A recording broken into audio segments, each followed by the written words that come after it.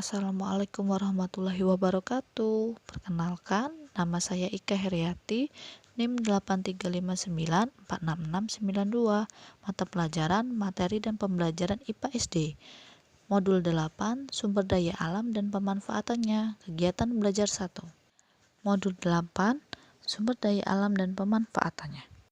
Pengertian sumber daya alam adalah segala sesuatu yang berasal dari alam yang dapat digunakan untuk memenuhi kebutuhan hidup manusia. Sumber daya alam yang tersedia di bumi diantaranya berupa tumbuhan, air, tanah, batuan, mineral, batu bara, minyak bumi, gas alam, dan lain-lain. Setiap sumber daya alam tersebut memiliki perannya masing-masing bagi manusia, baik secara langsung maupun secara tidak langsung. Pada dasarnya, sumber daya alam dapat dibagi menjadi dua kelompok, yaitu sumber daya alam organik dan anorganik. Sumber daya alam organik berupa tumbuh-tumbuhan dan makhluk hidup lainnya, sedangkan sumber daya alam anorganik berupa bahan materi yang tidak hidup seperti batu-batuan atau mineral lainnya. Kegiatan belajar 1.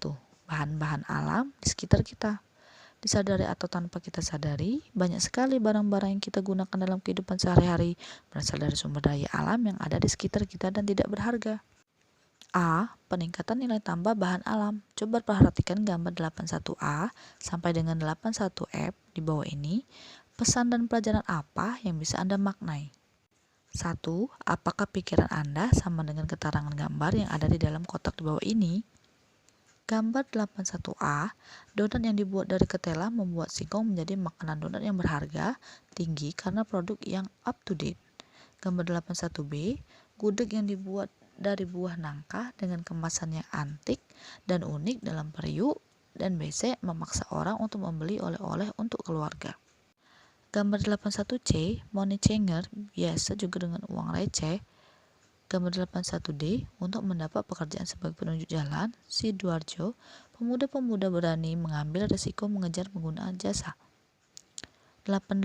Gambar 81E dan 81F, obat-obatan dengan proses lebih lanjut akan mempunyai harga lebih jauh tinggi daripada dijual bahan bakunya saja. 2. Kemudian kesimpulan apa yang bisa Anda tarik dari pernyataan di atas? A.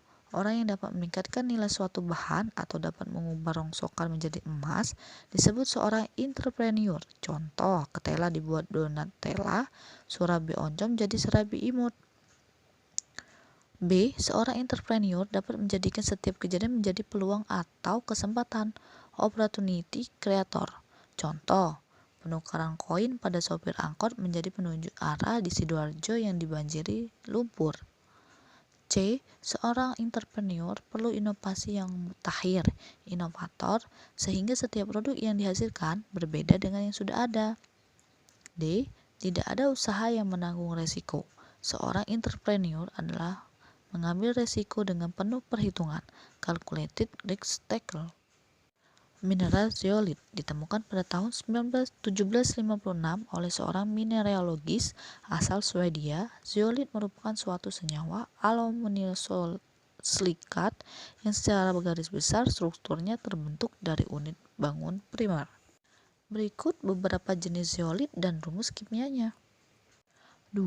Bentonit adalah istilah yang digunakan dalam dunia perdagangan untuk sejenis lempung yang mengandung mineral monomorolonit lebih dari 85% dan fragmen sisanya terdiri dari campuran mineral kuarsa, kristobanit, feldspar, kalsit, gypsum, kaolit, lilit, dan sebagainya.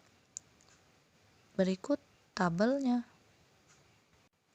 3. Kalsium bentonit. Bentonit jenis ini disebut juga MgCa. Bentonit jenis ini mengandung kalsium Ca2O dan magnesium MgO lebih banyak dibandingkan natriumnya. Bentonit jenis ini sangat baik digunakan sebagai lempung pemucat warna pada minyak kelapa. 4. Natrium bentonit. Bentonit jenis ini disebut juga bentonit tipe Wyoming.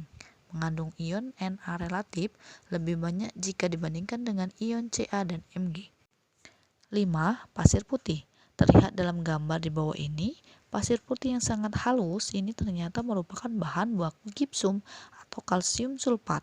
Gipsum merupakan salah satu senyawa hidrat dari kalsium sulfat, CaSO4, 2H2O, dalam skala kekerasan hardness material, di mana skala 1 untuk talc dan skala 10 untuk intah.